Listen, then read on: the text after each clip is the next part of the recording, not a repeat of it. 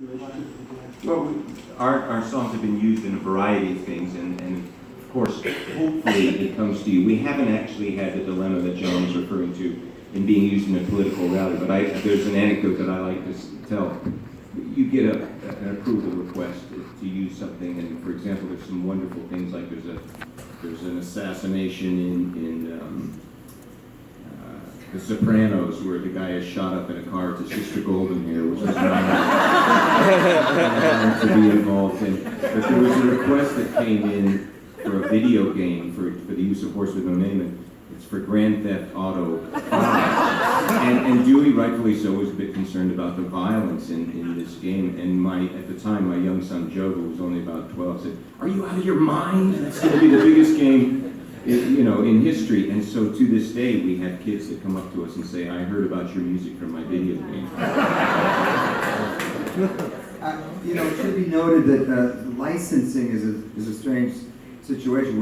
We don't solicit any licensing of our songs for commercials or movies. We're certainly grateful for that. It's one of these kind of bonuses that happen if you have a popular song. But we do have the control to stop it if the licensing is not something we're happy with. And so, fortunately, yeah, that one was a bit of a concern at the time. There was a lot of hubbub about it, and that was virtually the only, I think, licensing deal that I questioned.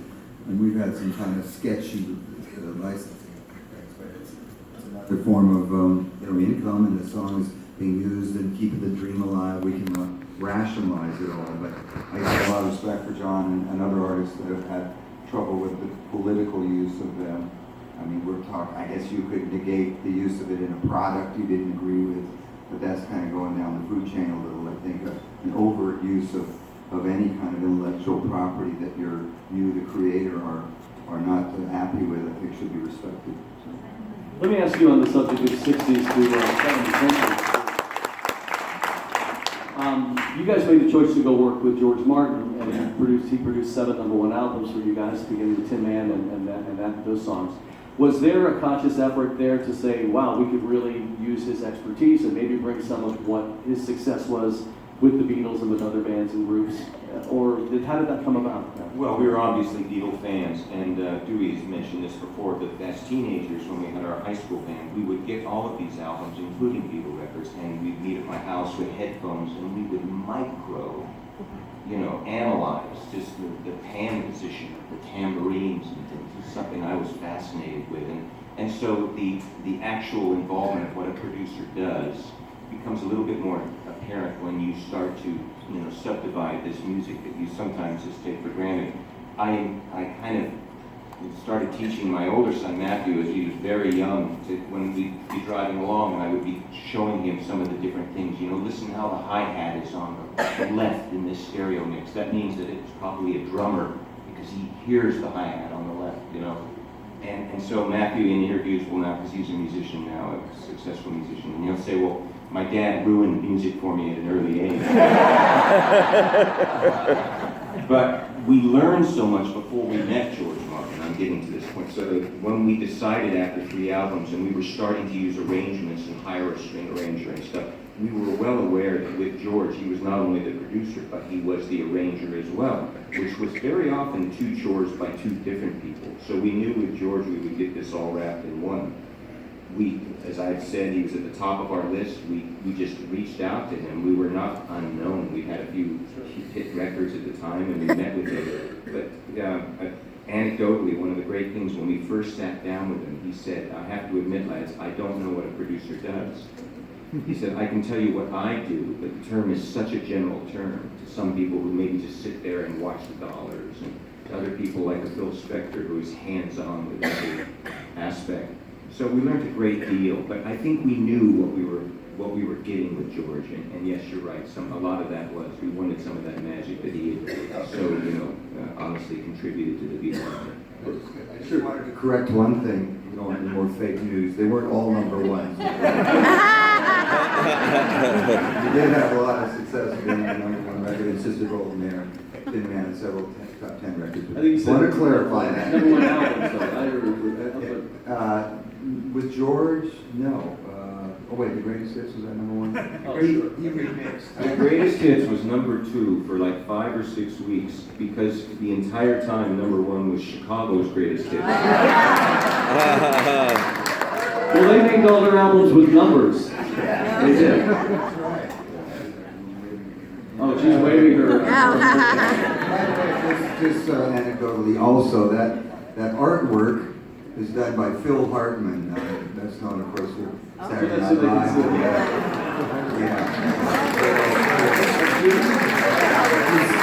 His brother was a manager, John Hartman, during that era. So Phil was in the office all the time before he was really a well-known figure, and he did a lot of graphic stuff. And anyway, You know what, if I could just piggyback on that, Orleans never had a number 1, but still the one did hit number 2, and the thing that kept it out of number 1 was Disco Duck.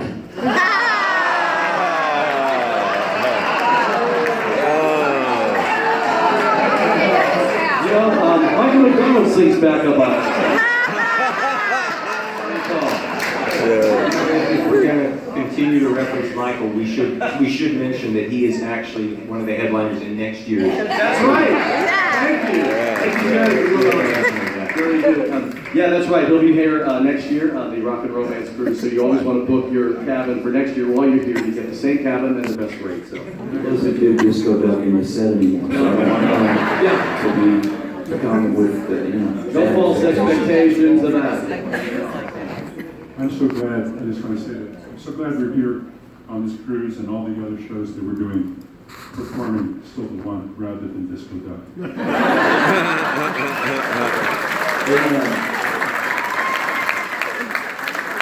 Well, John, let me ask you, why was there such variations in music in the 70s? If you go from 70 to 79, you had the Disco Ducks and then you had the Jackson Browne meaningful lyrics. That's a pretty big spread.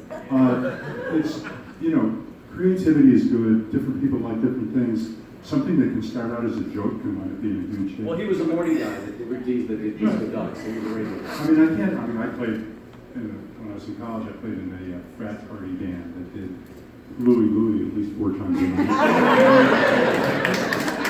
Today, if you went into a publisher, or back in the 70s even, if you went into a publisher and said, here's my new song, what do you think? It goes, doo-wah.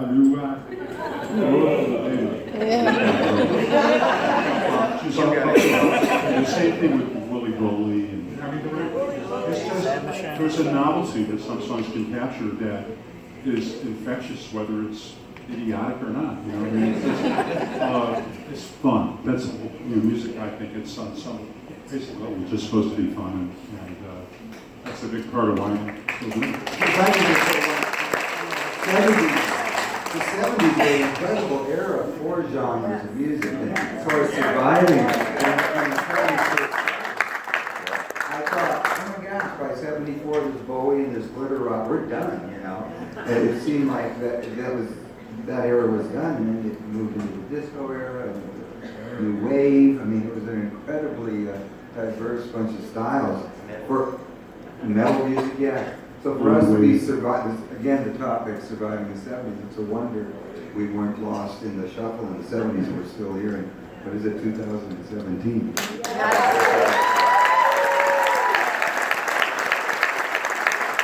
You guys came out strong with You Can Do Magic in 1982, which is a terrific song as well. Yeah, we actually didn't pen that, but it wasn't a singer-songwriter effort on our part. But at that stage in our career, we were at an ebb, and we pretty well changed everybody except ourselves. So we looked for outside material at that point. We actually had shuffled around. It was post George Martin by then. Was that 81 or 82? And so we really had to see what we could do to shake things up a little bit. And You Can Do Magic was written for us, essentially. And by Russ Ballard, who had written for Argent and Santana and Ace our Frehley. British connections seem to keep coming back to us. But I'll tell something anecdotal about that You Can Do Magic whole project. For years we worked with George. We did 7 consecutive albums with George Martin and never stepped foot in Abbey Road because George had finished his EMI contract and he was never really well compensated throughout the whole Beatle era. In fact, he was quite open about saying he made more money from doing the America records than he did the Beatle records, which was fascinating. He did eventually renegotiate his deal for the anthology Beatle project, and he did very well with all of that. But we never went to Abbey Road. He had built a beautiful facility called Air in London, so we did most of our projects in and around this Air Studios. But the first thing we did outside of George Martin was with Russ Valley, and he said, okay, you got to come over, we're going to work in London in Abbey Road. So we went into Abbey Road and did You Can Do Magic, so we eventually did get to work there. We had a couple weeks ago on the Flower Power cruise, we had the Zombies, and they were actually in Abbey Road literally like a couple days after Sgt. Pepper had wrapped up. And I think I asked them, did you guys walk around and pick up any scraps of paper that could pay for your kids' tuition? You know, it's Jeff Emmerich, who was the engineer for all of our wonderful George Martin. Fantastic. And, his first ever Beatle session was Paperback Writer, and he now lives in Laurel Canyon, and I've been up to his house for tea, and he has a little mantle with 3 Grammys for Best Engineer, and they are for Sgt. Pepper, for Abbey Road, and Band on the Run. And it's a fantastic, incredible legacy, and if you haven't read his book, it's a wonderful book. But he was the engineer for the Zombies, Odyssey and Oracle, which had Time of the Season on it. It was a fantastic, almost concept album. And when you ask him, what was that like, Jeff? He said, oh, I can't remember. It was quick and loaded. No recollection at all. And what songs from the 70s that were out and hits made an impression on you? So we were talking about Bowie arriving. The 70's, I can't remember. I fell into all those bands. So Steely Dan, I love. And the Eagles, of course. Yeah, there's a lot of Eagles tribute bands. Moody Blues. Moody Blues. Unfortunately, we've never worked with the Moody Blues, and it's odd. We did a couple of Eurovision song type fests, and they were on those, but we haven't worked with them. Moody Blues are terrific. They're a 60s band. No, I don't know. There's so many great writers and great albums and projects in the 70s. Dylan records, and I was actually a big Grateful Dead fan, to be honest. I lived in the Bay Area and spent a lot of time around some of those guys and got sucked into the whole vibe. It was fun. But that was another thing.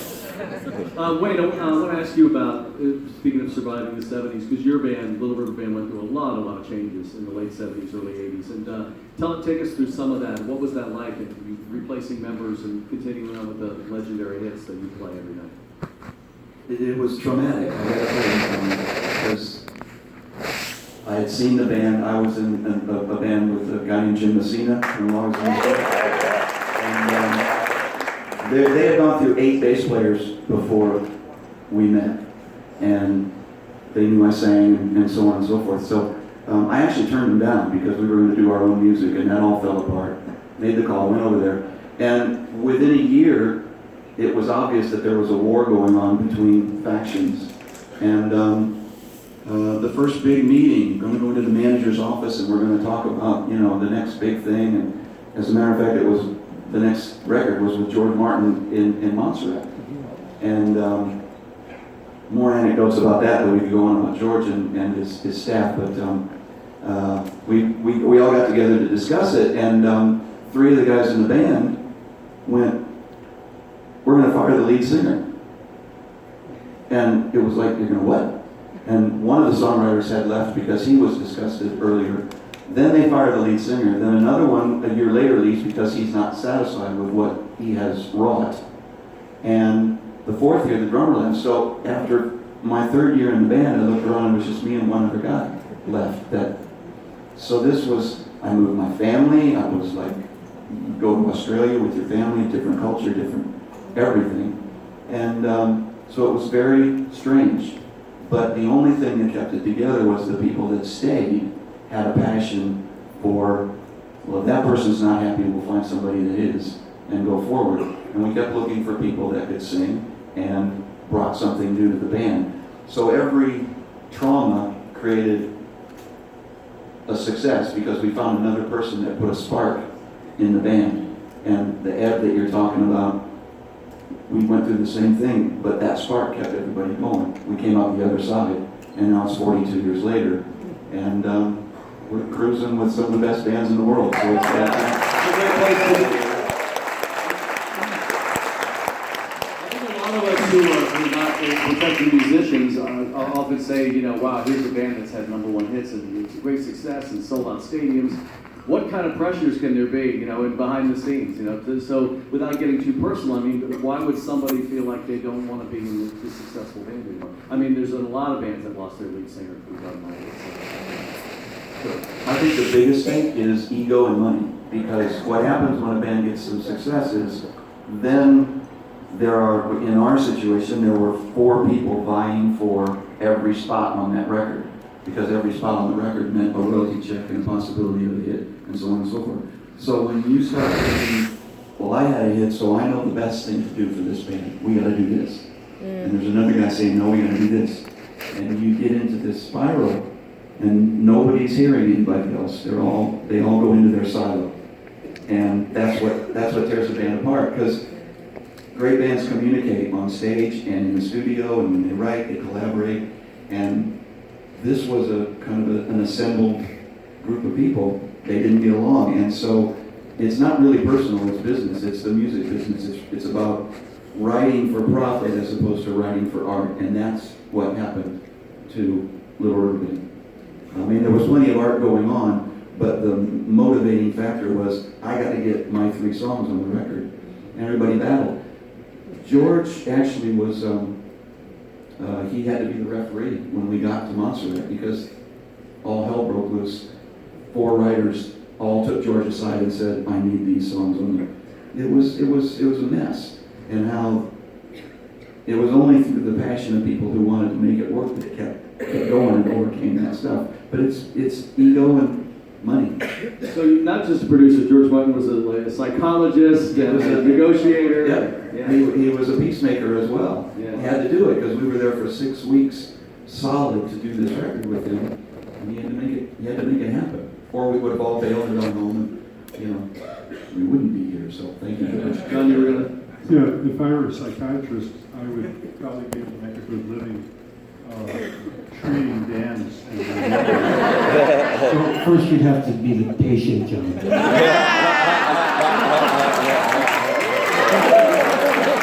I sense a little tension over there.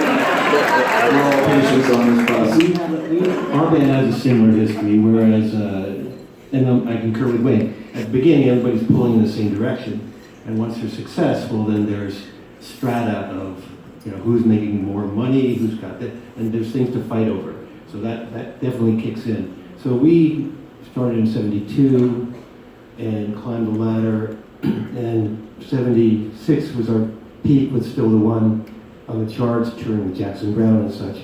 And because I lived in a fog, literally, from morning to night, and I was the kid in the band, I was the last to know that John was quitting at the end in the fall of 77. So the reasons behind that were a mystery to me for decades, actually.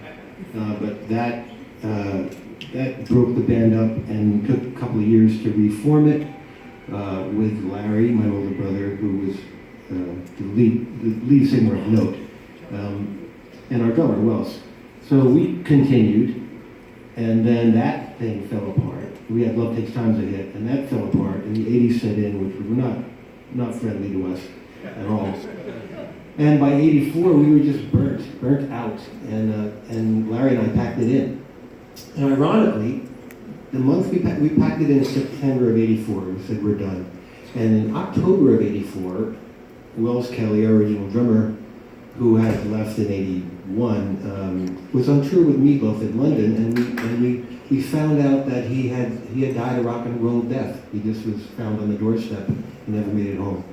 And that incident precipitated a memorial that I was unable to attend. But Larry and John, after 7 years, showed up at that place, got on stage together, sang together, and recognized the magic, and decided to bury the hatchet, and that initiated another round of Orleans. We went to Nashville, made a record in 85, and that ran its course we broke up a couple times back together through the 90s with various personnel until John left for Congress. So John holds the record for leaving and coming back. Well, we'd love for you guys to come back on the cruise again sometime. Yeah, and so I came in the band and here we are. That's so great.